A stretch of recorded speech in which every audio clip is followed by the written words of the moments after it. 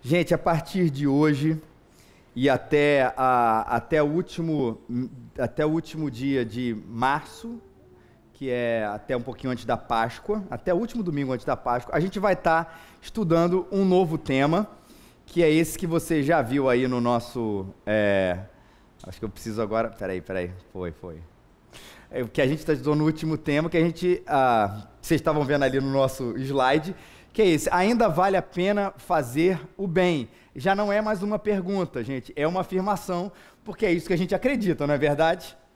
E toda essa nossa reflexão em cima disso tem a ver com textos no livro de Tiago. E essas palavras que você está vendo aí, boas ações, a doçura, a humildade, a oração, belas palavras, a paz, vão estar permeando sempre os nossos encontros a partir do livro de Tiago. E hoje a gente começa, com uma grande pergunta que vem falar hoje, que se ainda vale a pena, aí a gente transforma isso numa pergunta, se ainda vale a pena fazer o bem diante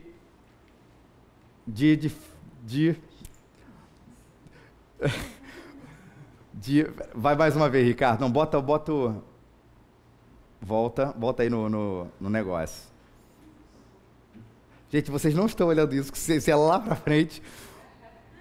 Volta para trás pro primeirão, na seta, tem que ser na seta. Não fica olhando isso, não olha isso. Na seta, assim para trás. Isso. Aí, foi, tranquilo, é um programa diferente, primeira vez que a gente está usando aqui. E vamos ver agora se o meu controle remoto vai funcionar. Louvado seja o nome do Senhor. Vamos lá, gente. E aí, eu não posso deixar de falar hoje, pelo menos um pouquinho. Na verdade, eu não quero nem tratar do assunto em si, mas quando a gente fala de fazer o bem, eu acho que o tempo inteiro a gente está sendo desafiado para fazer justamente o contrário, porque é aquilo que a gente vê. Essa cena é autoexplicativa, a gente não precisa nem dizer daquilo que se refere aos atentados lá em Paris, mas mais uma vez, a gente lê o jornal, a gente liga a nossa televisão, e o que a gente encontra são exemplos de bondade ou exemplos como esse. Tá bom, talvez esteja um pouquinho distante ou tenha alguma coisa relacionada lá na Europa, mas espera aí, vamos lembrar de uma coisa que aconteceu também, e que às vezes parece que na mesma época que só os cristãos começaram a atentar. Cerca de 2.000 mortos foram mortos em 5 dias de ataque na Nigéria, diz aí uma ONG, e muitos cristãos aí relacionados nesse assunto. Mesma época, mesmo período, claro, notícias dadas de valores ou de intensidade diferente. Não vem ao nosso caso discutir o porquê, mas mais uma vez, coisas de maldade acontecendo assim tão perto da gente. É uma excelente companhia, não tem a ver com a sua capacidade de nada, mas cada vez mais parece que quanto mais se cavuca, mais coisa ruim acontece. Quanto mais se acha um culpado, mais 10 aparece. Não é essa a impressão que a gente tem, de que parece que não tem fim, esse lava-jato não tem água suficiente para lavar toda essa maldade que a gente começa a ver. Banalidades como essa. Bombeiro é espancado até a morte por não emprestar isqueiro. Parece mentira, mas é verdade. Uma notícia, obviamente, cidade alerta, típica, mas tem o videozinho de lá, coisas que acontecem com essa simplicidade de motivos. Não é só uma questão ideológica, não está relacionado somente a uma coisa religiosa, a uma coisa financeira, mas parece que o nosso mau humor faz com que a maldade ela se espalhe e nos torne cada vez mais violentos. E não somente esse tipo de coisa. Eu botei uma imagem até bonitinha, mas eu quero dizer que dentro da nossa família, parece que às vezes a maldade toma conta, não é verdade? Quando a gente vai olhar, esquece das questões macro, coloca nas questões bem pequenas, dentro do nosso trabalho, a gente olha, seja uma grosseria que aconteceu ali, ou alguma coisa que aconteceu no nosso trânsito, ou alguma coisa que acontece num péssimo serviço que é prestado para a gente na nossa maravilhosa cidade do Rio de Janeiro. Mas por onde a gente anda, parece que o bem não está em alta. Seja na França, seja na África, seja no ônibus do Rio de Janeiro, seja no cafezinho do nosso trabalho, seja na nossa relação com o nosso chefe, seja na nossa relação com quem mora perto da gente, parece que a gente fica inundado por essa maldade, e nós não somos estimulados a fazer o bem. Aí a pergunta, olhando esse quadro todo, e tantos outros que certamente você tenha na sua cabeça, fazer o bem está em alta? Ou a moda agora é fazer a maldade? Ou a moda agora é se distanciar de tudo aquilo que um dia foi um ideal de virtude, a gente subverte tudo isso e coloca em moda, porque é isso que a gente tem que fazer mesmo, todas as coisas ruins, que um dia a gente acreditou, mas a gente não acredita mais. E fazer o bem parece que remete a tempos assim.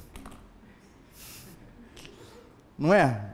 Fazer o bem é daquela época, que as pessoas andavam de guarda-sol na mão. Quer dizer, isso voltou um pouquinho no Rio de Janeiro, né? Tempo de homens de bigode longo, né? Ainda dobrando aqui no final. A bondade parece que pertence a esse tempo. Gente que andava de cartola. A bondade é do tempo onde todo mundo vivia ao ar livre. Bondade é do tempo onde não existia smartphone. A bondade é do tempo onde a comida era saudável. Esses tempos, aí sim, nos parece que a bondade, que o bem, estava um pouquinho mais em alta. Claro que é aquela nossa noção sempre nostálgica de que tudo aquilo que é bom está sempre num tempo anterior. O filme A Noite em Paris é perfeito para falar isso, né? A nossa bela época, a nossa época de ouro, sempre é uma geração antiga. E por isso a gente sempre ouve dos nossos pais, e não se engane, diremos isso para os nossos filhos, de que no meu tempo era esquisito, mas não era assim como está hoje no seu tempo. Meu pai disse para mim, certamente eu direi isso para o João Pedro certamente dirá isso para o seu filho. A gente sempre tem essa noção de que existia um tempo, pena que o Bruninho não está aqui, né, o Gabriel, bucólico, que ele é apaixonado por essa palavra, não sabe usar, mas é apaixonado por essa palavra. Assiste depois, Bruninho. Mas um tempo bucólico onde essas coisas realmente aconteciam. Leia do engano, veja aí os tempos de guerra, veja os tempos da maldade, as histórias que às vezes nós ouvimos dos nossos pais, dos nossos avós, dos nossos bisavós, histórias cabeludas familiares, que muitas vezes a gente só vai tomar conhecimento depois que a gente cresce, mas que estavam ali presentes. Mas mesmo assim, quais são as nossas reações hoje, diante de tudo aquilo que a gente está vendo? Que alguma delas, primeiro, é o senso de que a gente deseja vingança, que não é justiça, tá? Deixa isso muito claro.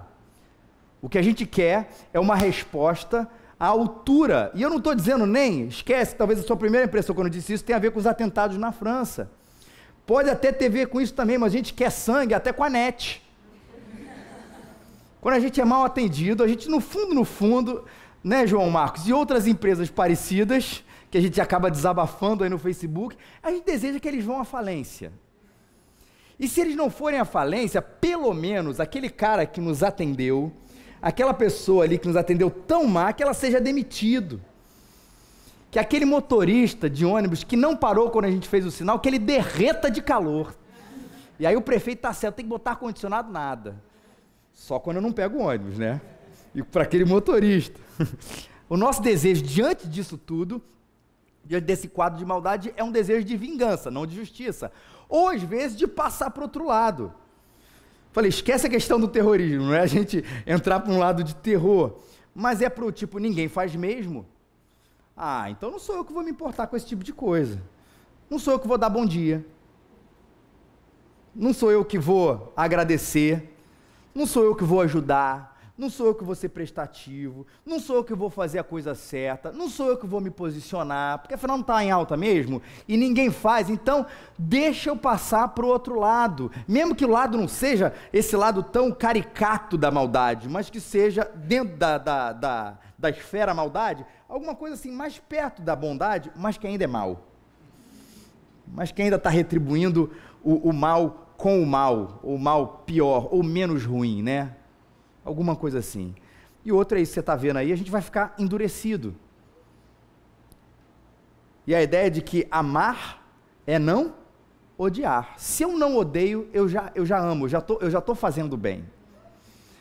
Se eu não desejo coisas ruins para aquela pessoa, ou para aquele político, ou para aquela pessoa no ônibus, ou para o atendente da operação para televisão a cabo, seja lá o que for, né? Eu falei coitado da NET, né? Sofre muito, mas tem tantas outras também que nos irritam. Se a gente simplesmente não odeia eles, a gente já está amando, a gente se satisfaz com isso, e que na verdade é um sinal do nosso endurecimento. Porque quando eu equivalho o amar a não odiar, na verdade eu estou desensibilizando o meu coração para qualquer tipo de ajuda que possa vir a servir. Está errado. E eu começo a acreditar que fazer o bem é ser bobo. Quantas vezes a gente já não sentiu assim? Que a bondade tem a ver com a bobagem, a idiotice, a ingenuidade, que não tem a ver com a inocência, porque a inocência ela é positiva, mas a ingenuidade, tadinho, ele ainda acredita nessas coisas, né? E por isso ele é passado para trás o tempo inteiro. Por isso que ele é quase que enxergado como uma pessoa rechaçada ou coisa parecida, porque é um grande bobo, é um otário, é um mané. Inocente demais para viver nos nossos dias. E também, parecido com o outro, fazer o bem, essa é a minha perspectiva sobre o que é fazer o bem, é não fazer o mal. E aí vem esse senso comum: se eu não mato, se eu não ataco ninguém, se eu não roubo, eu já estou contribuindo e muito para a sociedade. Não fazer o mal é a minha contribuição para a sociedade. É óbvio, meu querido, que está certíssimo em primeiro lugar. Não é fazer o bem e fazer o mal. É fazer o bem e não fazer o mal. Mas não fazer o mal não é um sinônimo que você está ativamente fazendo alguma coisa e a gente sabe que Deus quer que a gente realize. Não é não se irritando, né? Vamos voltar aí àquele sermão de José, e a gente vai, que foi de Natal no dia 21, a gente volta e meia vai falar muito sobre isso nessa série, de que a bondade, ela não pode ter um caráter passivo como ela tem na nossa cidade e no nosso país. Bondade é uma coisa passiva, é não fazer. Bondade não é agir, não é se posicionar, não é às vezes inclusive trazer constrangimento para a situação, porque a gente está denunciando uma situação difícil. Isso no Brasil, lembra que eu falei isso? Isso no Brasil é quase como visto que assim, cara, vamos botar os panos quentes na situação, deixa isso para lá, né? Esse é o misericordioso no Brasil, é o que não mexe naquilo que está errado. E a bondade, na Bíblia, tem um caráter ativo, tem um caráter de, não é só aquilo que eu deixo de fazer, mas aquilo que eu realizo para a glória de Deus, refletindo o caráter de Deus. E nesse texto, meu querido, minha querida, aqui vou botar o geralzão para você ver, Tiago, tudo indica que era o irmão de Jesus, um homem respeitadíssimo na igreja, e aí digo, não é só a igreja local, mas o conceito da igreja como um todo, escreve de uma maneira muito prática, que acompanha todo o seu escrito, esse livro da Bíblia que a gente está acompanhando, né, que Tiago, todo o seu escrito, aquilo que ele vai falar a respeito da bondade e da maldade, e para isso, Tiago capítulo 1, versículos 12 a 18. Se você não tem aí a sua Bíblia, é só você levantar uma das suas mãos, que a gente vai entregar o texto já aberto para você, onde quer que você esteja, Tiago 1, de 12 a 18.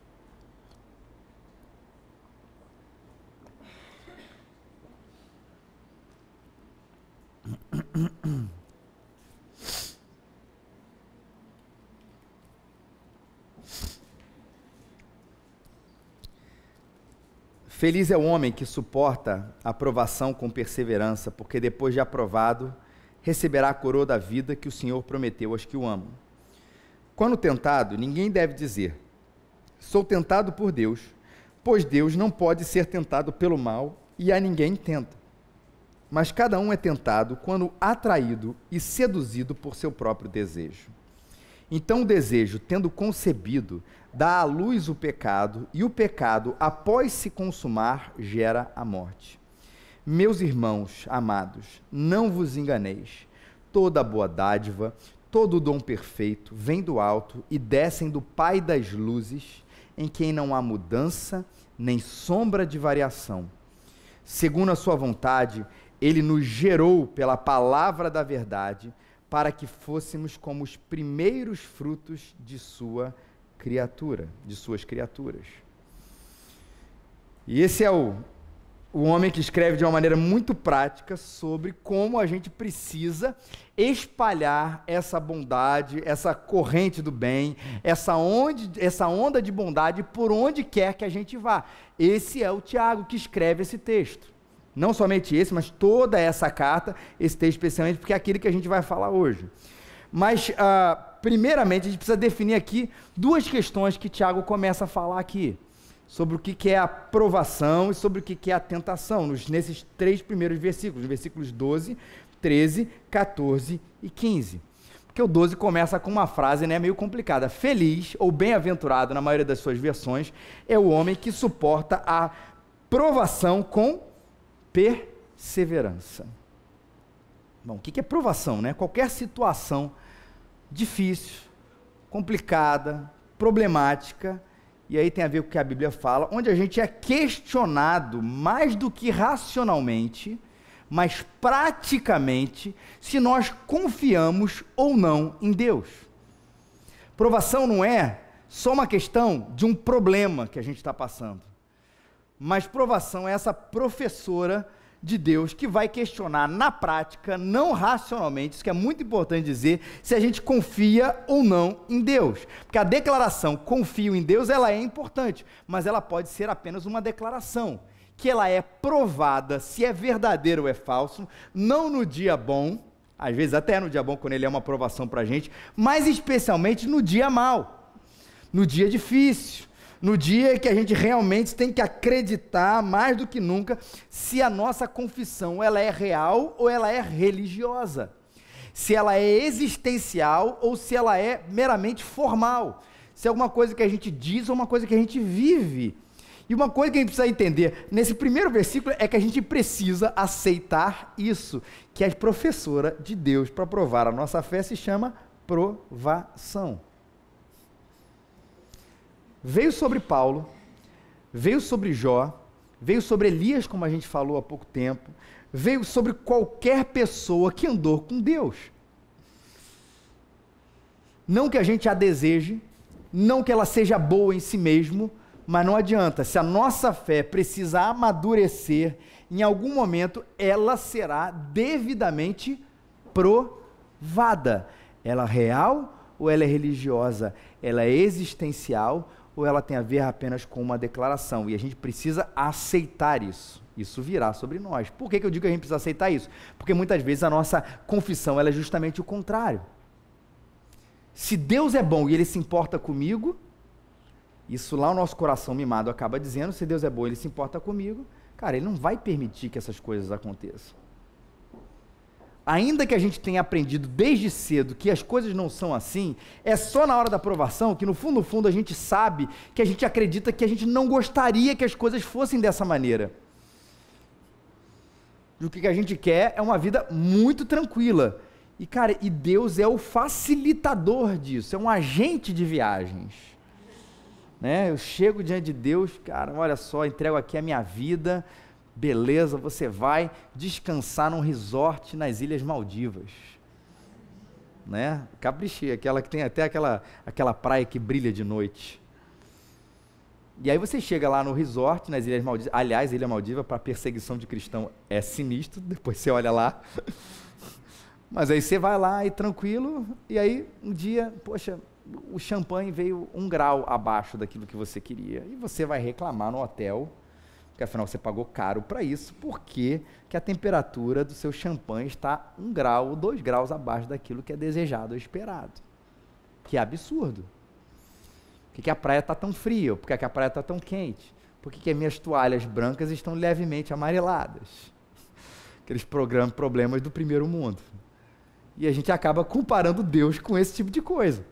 Eu comprei uma agência, eu comprei um tour maravilhoso que me foi prometido, inclusive, na minha igreja. Não na Raízes, mas em outras igrejas é prometido aí uma viagem maravilhosa. E, pô, o primeiro passo é problema, cara, que isso? Reveja isso. Feliz é o homem que suporta com perseverança a sua provação. E olha só, não só isso, mas fique feliz. Oba, provação, uhul.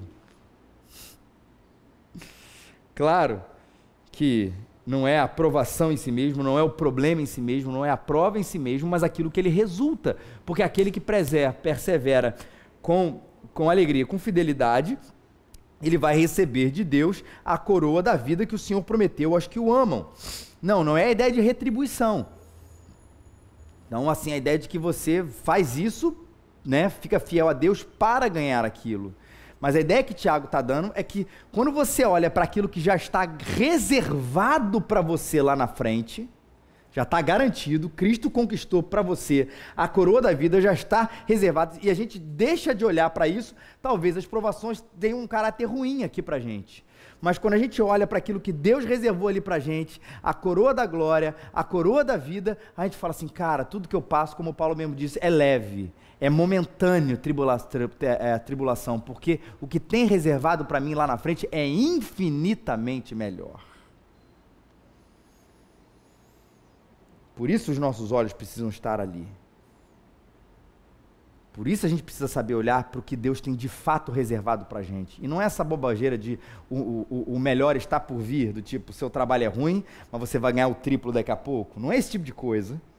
De fato, Deus está falando de uma coisa maior, do reino de Deus, está falando da linguagem, é celestial mesmo, está falando da verdadeira vida, do reino de Deus que está preparado para a gente lá em cima, não apenas esse que a gente vive aqui, mas que está lá com o Senhor. Se a gente souber olhar para ele, se a gente souber que a nossa vida é aquilo ali, o que é hoje aqui se torna mais leve, e feliz é o homem que suporta com tudo isso, com perseverança, ou seja, não deixa a sua fé ir para o buraco, passa por isso, esse homem olhou para a coisa certa, ele irá receber a coroa da vida. Mas essa palavra é importante, da perseverança, porque ela vai ser o link da aprovação com a tentação, porque ela precisa ser feita com perseverança, não é só passar por ela, porque tem gente que passa sentado, chateado, ele passa da aprovação mais amargurado, ele passa, na verdade, pela aprovação mais decepcionado com Deus, porque no fundo eu passo, eu estou ali, eu estou na igreja, eu confio em Deus, mas, cara, eu não devia ter passado por isso. O que me prometeram era um resort. Isso não é passar com perseverança. Porque a gente pode ficar durante a provação com esse senso maior de que Deus nos abandonou. De que esse senso maior de que Deus tem menos controle. De uma sensação de que talvez a vida cristã não seja para mim. É melhor deixar tudo de lado. A gente passa, mas o que resta depois não é um homem mais forte. É um homem quebrado, é uma mulher quebrada. E não é assim que a gente precisa passar por ela. É para gerar mais confiança na gente. E aí que vem a questão da tentação. Porque no meio disso tudo, nós podemos ser tentados a, primeiro, escolher atalhos e depois a não confiar tanto em Deus. No meio da provação, tem sabe, cara, mas se você você abrir essa portinha, ela não é certa, mas se você abrir essa portinha, não tem problema, vai ser só uma portinha errada, todo mundo erra, todo mundo peca, todo mundo faz bobagem. Se você abrir essa portinha, cara, não vai ter tanto problema. A tentação entra na provação, quando a gente decide ou opta por atalhos e não pelo caminho certo, que é o da perseverança, fazer a coisa certa, do jeito certo, mesmo quando às vezes a gente sabe que um atalho tornaria tudo mais rápido, mas não tornaria as coisas certas e da vontade de Deus. Eu vou ceder, eu vou pagar o mal com o mal, não vou confiar em Deus suficientemente. E aí as coisas ruins começam a aflorar dentro da gente. E a nossa tendência começa a ser, de querer, diante disso tudo, a provação veio, no meio dela a tentação, eu não vou confiar em Deus tanto, eu posso não confiar tanto em Deus, eu posso fazer as coisas do meu jeito, eu posso fazer as coisas do meu caminho, eu posso tomar os meus atalhos, estão entendendo? A provação, vem a tentação para a gente não passar por aquilo íntegro como Deus quer que a gente passa, e no final de tudo, e aí depois Tiago começa a explicar isso, a gente pode começar até a culpar outras pessoas, inclusive Deus, porque é uma tendência natural do ser humano, nunca é de se responsabilizar, não é? A primeira grande tentação e a queda do ser humano foi o grande exemplo disso, lá nos nossos primeiros pais, Adão e Eva. Eles haviam errado, haviam pecado, desobedecido a Deus, até que Deus chega para eles e pergunta: quem te mostrou? Ele estava envergonhado por causa do pecado que ele estava nu. Quem te mostrou que estava nu, Adão? Comeste da árvore da qual te ordenei que não comesses? Aí é a resposta clássica que a gente lembra tão bem. Respondeu então o homem: a Rafaela, a mulher que tu me deste, deu-me da árvore e eu comi. A culpa é dela. E o Senhor Deus perguntou à mulher: que foi que fizeste?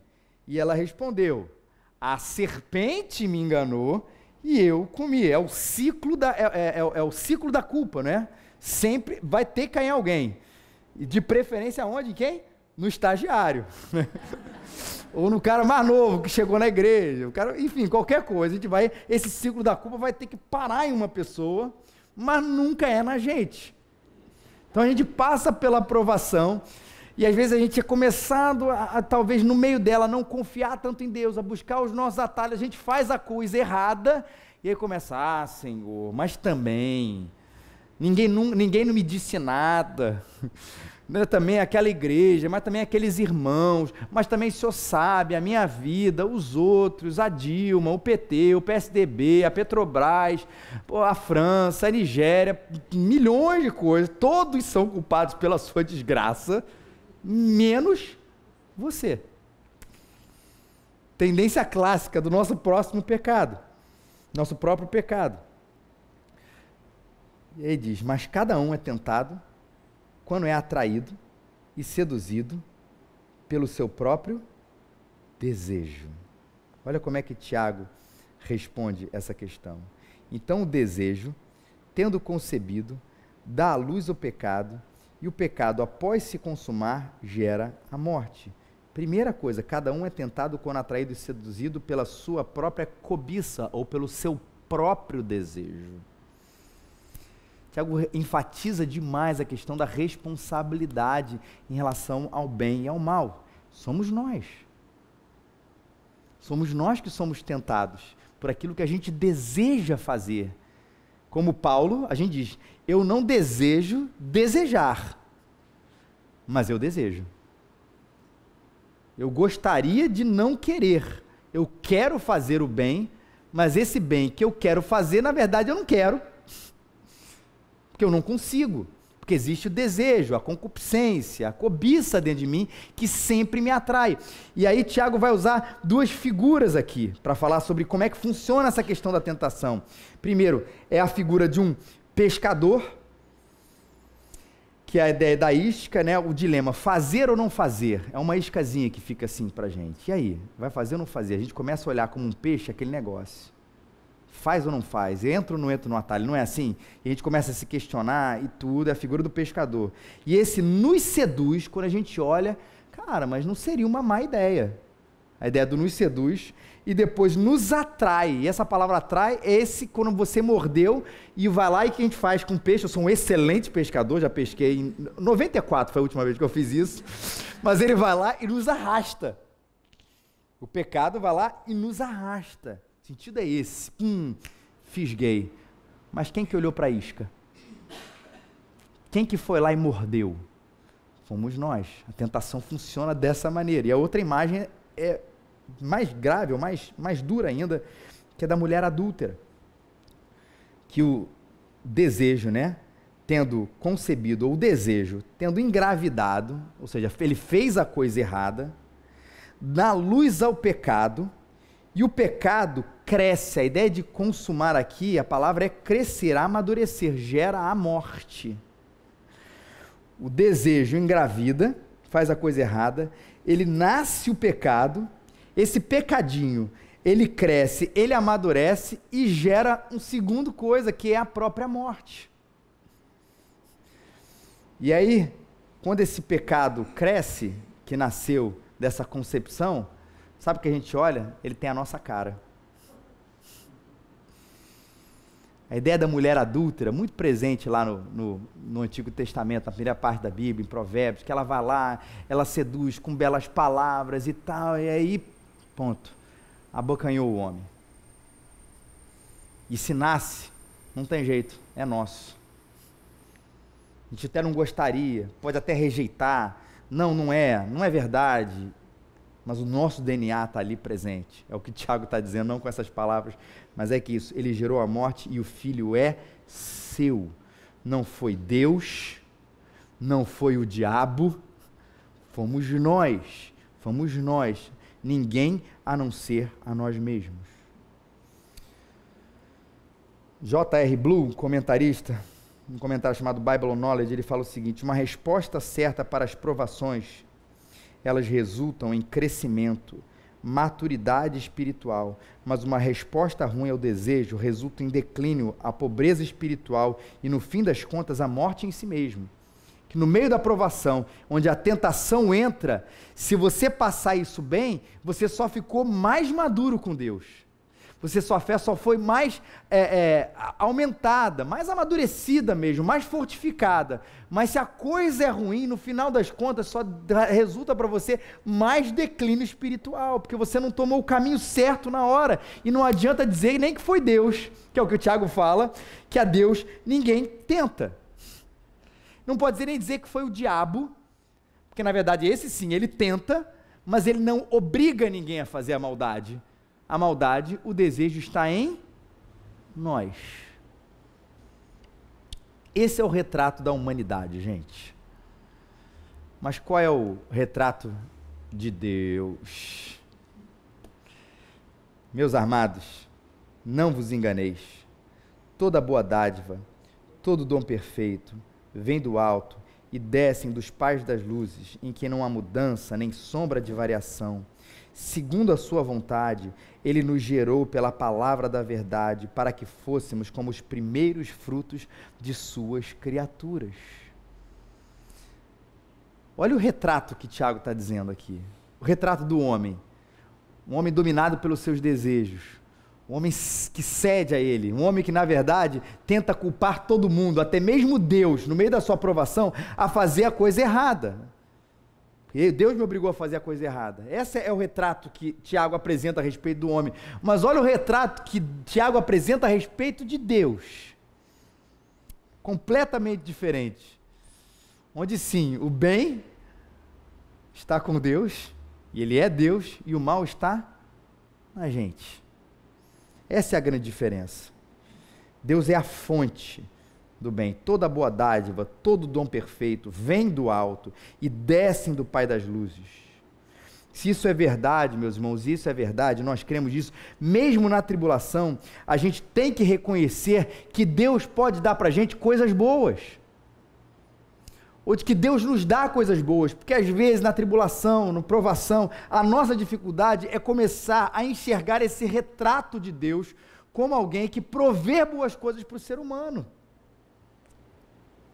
E ele é fonte disso. E por que essas coisas boas vêm? Porque ele é o bem. E aí vem essa ideia dos pai das luzes.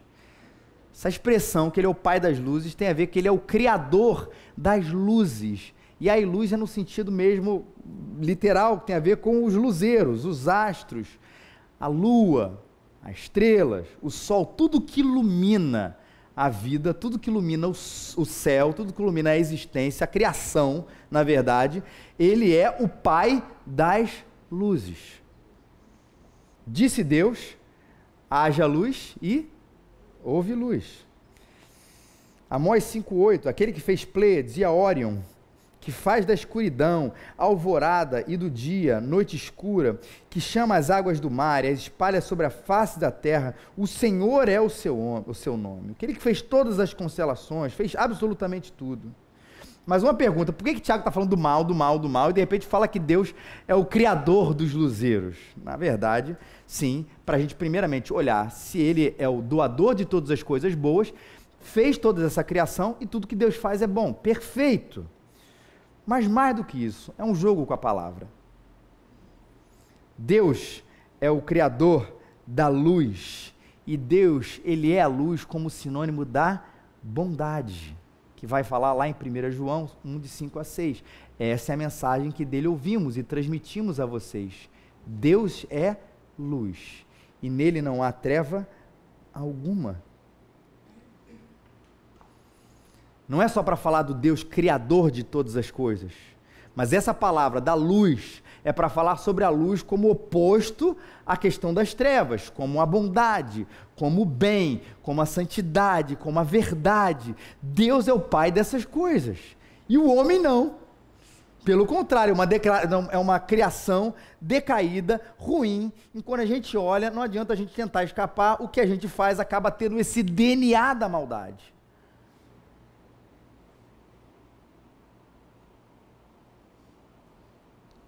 E se por um lado nós somos responsáveis pelo nosso desejo, que é ruim, por um outro, Deus que é o bem, Ele quer fazer a gente diferente, por isso o versículo 18. Segundo a sua vontade, Ele nos gerou pela palavra da verdade, para que fôssemos como os primeiros frutos da sua criação. Olha, gente, esse é o versículo chave aqui para a gente entender. O homem é mau. Resumindo, essa maldade vem da gente, não vem lá de longe, ela está na gente.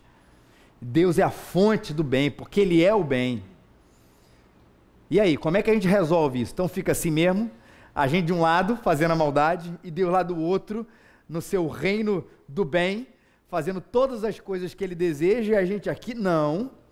O que Tiago está dizendo é que as coisas não são assim. Tiago está falando para um pessoal que já era convertido, que já era cristão, que já conhecia o Evangelho, mas ele está dizendo, vocês são diferentes, porque segundo a vontade de Deus, Ele gerou pela palavra da verdade, para que fôssemos como os primeiros frutos das suas criaturas. Em outras palavras, Deus nos gerou pessoas diferentes. Ele quer que a gente faça parte do núcleo da resistência do bem. Esse é o propósito de Deus falando para a gente nesse texto. Como eu disse, Tiago fala isso no passado, porque aquelas pessoas já eram cristãs, já tinham entregue a sua vida para Cristo, já tinham a verdade colocada. Mas a proposta que Deus faz para a humanidade é uma proposta de vocês são assim ruins, mas eu quero gerar em vocês pessoas diferentes. E a palavra gerar aí não está à toa, porque ela não é alguma coisa que nós fazemos por nós mesmos. Não é a gente que se gera, não é a gente que se muda, não é a gente que se transforma no núcleo da resistência do bem. Vou fazer yoga para controlar o meu temperamento. Eu vou repetir 10 vezes para mim no espelho, eu confio em Deus. E talvez na 11ª você comece a confiar nele. Não adianta. Por causa desse primeiro problema que Tiago está dizendo, existe dentro de nós a cobiça, o desejo. O que Deus quer fazer é nos gerar como pessoas novas pela sua palavra, gente mudada, gente transformada. E ele usa a ideia aqui dos primeiros frutos. Linguagem também do Antigo Testamento. Primeiro fruto, tudo aquilo que nessa sociedade mais agrária, não só ela, tem outras coisas também, mas tudo pertencia a Deus. Então os primeiros gados pertencia a Deus, era santo, separado. Os frutos, os primeiros frutos, esses pertenciam a Deus, eram separados. Os primeiros filhos, esses pertenciam a Deus, eles eram separados. Jeremias 2:3, Israel era santo para o Senhor, os primeiros frutos da sua colheita. Então tudo aquilo que era separado para Deus começou a virar uma metáfora de que nós somos esses primeiros frutos, porque nós fomos separados por Deus para ser o núcleo da resistência do bem. Lembra, não é só para a gente se sentir amado, falamos isso há pouco tempo também, mas é para que a gente seja aqui gente diferente, que fala assim, olha, eu luto com os meus desejos, eu luto com a minha cobiça, quando eu faço uma coisa errada, sim, eu me responsabilizo, eu conheço a humanidade, conheço o que a Bíblia fala a respeito da humanidade, mas eu fui chamado por Deus para ser um lugar de resistência nesse mundo mau. E gente, quero dizer uma coisa para você, isso é difícil pra caramba. Vamos voltar lá para os nossos inícios. Porque a gente abre o jornal, é maldade. A gente liga a televisão, é maldade. Mas não é só isso no macro. É no dia a dia. É no elevador. É no trabalho. É no cafezinho. E por isso que essa palavra é importante. Mas a gente vai ser gente de resistência. O tempo inteiro, o mal vai bater na nossa porta e vai dizer: opte por mim. Pague o mal com o mal. Pague, às vezes, até a bondade com o mal, quando você já está sem paciência nenhuma. E eu lembro de uma frase que aprendi quando era adolescente, né? Que pagar o mal, pagar o bem com o mal é demoníaco. Pagar o mal com o mal é humano. Mas pagar o mal com o bem é divino. 1993. Eu lembro disso no retiro de adolescente. E é verdade. Pagar o mal com o bem, ser essa resistência, não pense que você vai ser pela tua força, mas vai ser pela força de Deus. Mas lembre-se, Ele te gerou para ser assim, pela palavra da verdade. Você é primícia da sua criação. Para a gente concluir, primeiro, acredite e lembre-se, as provações elas vêm. Não adianta, elas chegam. Elas são professoras, instrumentos de Deus para ensinar a gente, para amadurecer a nossa fé. E a gente precisa passar por elas com fé. A gente precisa passar por elas com confiança, sempre optando pelo bem. Sempre optando por acreditar mais em Deus, para que ela não nos endureça, para que ela não nos dê o declínio moral, mas pelo contrário, ela nos faça mais perto do nosso Deus, mas sabendo que isso não vem da gente, isso vem do Pai das luzes. A gente precisa ligar na tomada. A gente não tem luz própria. É isso que o texto está dizendo. Mas se a gente se ligar no Pai das luzes, a gente pode refletir isso. Ah, mas eu estou, desculpa, de saco cheio por causa disso. Lembre-se, a palavra é resistência. Aquele que passa com perseverança. No mundo tereis aflições, porque Deus te chamou para ser primícia da criação. Vem aqui, vocês vão refletir essa minha glória. Se ninguém mais refletir, tudo bem, eu posso fazer as pedras clamarem, mas o meu plano é que vocês reflitam essa bondade, para que quando as pessoas não entrem apenas nessas 4 portas da igreja, mas quando elas passem pela gente, a gente fala assim: cara, acho que ainda dá para acreditar nesse mundo. Aí fala assim, obviamente a sua resposta não vai ser essa, né? Mas não é nesse mundo que você tem que acreditar. Mas eu só sou assim, ou só estou assim, porque eu estou ligado no meu Deus, que me transformou, que me faz brilhar, iluminar mais, porque eu sou um reflexo daquilo que de fato Deus verdadeiramente é, e eu não sou. Núcleo da resistência do bem. Somente por meio de Jesus Cristo. A palavra de Deus gerou a gente ser assim. Por nós, pecadores, distantes de Deus, mas Deus, pelo seu amor, resolveu nos refazer, primícias da sua criação, tirando de nós aquilo que nos separa dele, os nossos pecados, colocando em Jesus Cristo. Para quê? Para sermos primícia da sua criação, a resistência do bem num ano, num dia, num tempo muito mau que a gente vive, mas que a gente é chamado para brilhar para a glória de Deus. Vamos ficar de pé?